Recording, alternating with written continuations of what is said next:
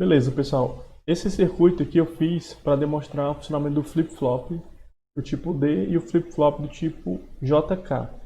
São os dois principais e é importante a gente relembrar esses flip-flops aí para poder, mais na frente, vocês entenderem melhor o registrador e até mesmo o contador. Apesar do contador não ser o foco, ele vai aparecer também para a gente aí quando estiver estudando os microprocessadores. Relembrando o flip-flop do tipo D. Primeiro vamos nos concentrar só nessas duas entradas aqui, clock e entrada de dados. O clock ele é uma entrada especial porque a ativação dele não é por nível.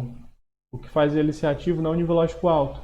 O que faz ele ser ativo é a borda de subida ou a borda de descida. No nosso caso aqui é a borda de subida. O que é a borda de subida? É quando eu estou no nível lógico baixo e de repente eu mudo para o nível lógico alto. Então, essa transição de subida, essa borda de subida é que faz ativar a funcionalidade dele. Essa entrada de baixo é o dado que eu quero armazenar. Então, o flip-flop do tipo D ele tem uma relação direta com o dado que eu quero armazenar com a sua entrada. Então, se eu quero armazenar um bit 0, eu dou um pulso de clock e esse 0 vai ser armazenado. Como já tinha 0 aqui, eu não estou vendo nenhuma mudança. Mas agora, quando eu colocar 1 e der um pulso de clock, vocês estão vendo que agora o flip-flop tem um armazenado. Mesmo que a entrada mude, né, volte para 0, esse 1 está aqui e está armazenado. E eu tenho ele à disposição aqui na saída. Eu estou vendo que a minha saída é designada pela letra Q. Então, eu estou vendo isso aqui por essa ponta de prova. Eu ainda tenho uma saída aqui embaixo que não está sendo identificada por nenhuma letra, que é o Q barra. Então, é a saída, é o inverso do que eu tenho aqui em cima. Esse aqui pode ser útil em alguns circuitos onde eu preciso do complemento de Q. E aí eu não preciso de um inversor, eu posso pegar esse complemento direto. Então o funcionamento do flip-flop D é esse. O bit que eu quero armazenar vai ficar aqui na entrada D e o clock diz quando ele é armazenado. Então é a borda de subida aqui que faz com que o dado seja armazenado. Se não estiver ocorrendo nenhuma borda aqui, a entrada de dados não vai influenciar em nada o circuito. Tá? Isso que eu acabei de explicar está nessa tabela aqui, que eu chamei de tabela verdade síncrona. O clock está representado por essa setinha para cima, para indicar que é uma borda de subida. Quando ocorre uma borda de subida, se a entrada D for 0, a saída vai ser 0, vai armazenar o valor 0. Quando ocorre uma borda de subida, se a entrada D for 1, a saída vai para 1 e esse 1 vai ficar armazenado. Então estou armazenando um nível lógico alto. Beleza, mas tem uma outra tabela, né? A tabela verdade assíncrona. O que é essa tabela? Por que eu coloquei ela aqui? Por que eu fiz as duas separadas? Porque o meu flip-flop, a princípio, eu vou querer usá-lo de forma síncrona. Mas eu tenho algumas funcionalidades aqui que eu posso ativar e que elas não dependem do clock. A que tem a maior prioridade é o clear. Então, por isso que quando eu ativo o clear, não importa o preset ou o enable, a saída vai para 0. Então, vamos supor que eu tivesse um armazenado aqui. Na hora que eu ativar o clear, ele limpou. Eu não precisei de um clock para isso. Assim que o clear foi para 1, limpou. Mesmo que o clear volte para 0, ele vai continuar limpo. Então essa entrada ela não depende do clock, por isso que eu digo que ela é assíncrona. Agora, o preset. O preset ele vai ter a opção de setar o flip-flop. Colocar o nível lógico dele para 1, nível lógico alto. Se ele for ativo, isso que vai ficar em 1, independente do clock, independente da entrada de dados, vai ficar sempre em 1. Mesmo que o preset volte para 0, esse valor está armazenado aqui. E o último é o enable.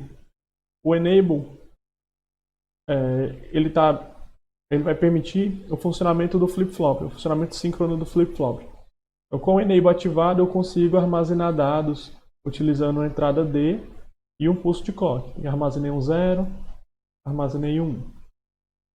Quando eu desabilito, quando eu coloco o enable para 0, eu desabilito, eu perco esse controle síncrono aqui. Eu não consigo armazenar dados através da entrada de dados e do clock. Esse enable ele não está presente em todo o flip-flop. mas aqui no meu simulador ele tem essa entrada disponível. Essa entrada não é obrigatória, eu posso apagar ela e o meu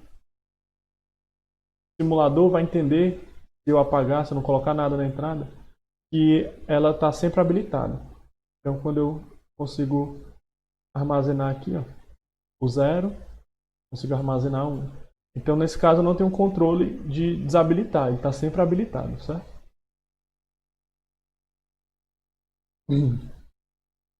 Então esse é o funcionamento do flip-flop D. Vou mostrar logo o JK também, nesse mesmo vídeo, porque é um funcionamento muito parecido. O flip-flop JK, a diferença dele é que ele tem mais possibilidade de controle. Ele não tem o dado que eu quero armazenar de forma direta, como o flip-flop D. Eu tenho duas entradas aqui para controlar o estado do flip-flop. Então ele aqui para fazer máquinas de estado, fazer um registrador de estados, ele te dá mais opção de entrada e isso reduz o circuito combinacional externo. Mas isso é um assunto para outro vídeo. O que importa é que eu tenho mais possibilidade de controle. Quando o J está em 0 e o K está em 0, então na primeira linha dessa tabela verdade aqui, a saída vai ser igual, eu coloquei aqui QA. O que é esse QA? O Q é a letra que representa a saída, né? E esse A quer dizer atual, ou anterior. Significa que o valor que vai ser atualizado é igual ao que já estava. Em outras palavras, eu mantenho o valor que já tinha antes. Então, o estado 00 é um estado de manter. Então, quando eu ativo aqui o clock, a saída não muda. Se ela é 0, ela continua em 0. Vou dar um preset aqui para mostrar que se ela for 1, ela também continua em 1. Então, cuidado para não confundir. O 00 não é manter 0. O 00 é manter o estado atual. Se o estado atual for 0, vai manter 0. Se for 1, vai manter 1. A segunda linha da minha tabela mostra que quando ocorre uma borda de subida, se o J for 0 e o K for 1, a saída vai para 0. Então vamos testar. Coloquei aqui o K para 1, deu uma borda de subida, foi para 0. Então a segunda linha tem a funcionalidade de limpar o flip-flop. Qual a diferença de limpar por aqui ou limpar pelo clear? Limpar usando o J e o K é uma ação síncrona. O J e o K dizem o que vai acontecer, mas é o clock que diz quando. Então quando eu preparo as entradas J e K como 0 e 1, isso não muda o estado do flip-flop ainda. O estado só muda quando eu dou um pulso de clock. A próxima linha da tabela, J1, K0. J1, K0 diz que minha saída vai para 1, mas percebe que eu tenho o J para 1 e o K para 0, mas a saída continua em 0. Por quê? Porque isso só acontece na borda de subida. Então o estado só muda na borda de subida. Agora sim, eu dei o pulso no clock, o meu estado foi para 1 e agora está armazenado esse valor. A última linha da tabela diz que quando o J é 1 e o K é 1. O que acontece? Nesse caso, eu vou ficar com o meu Q anterior barrado. Então tá, o barrado aqui está bem sutil, um apóstrofozinho, acho que dá para ver. Então esse último estado é o estado que a gente chama de toggle, ou de inversão.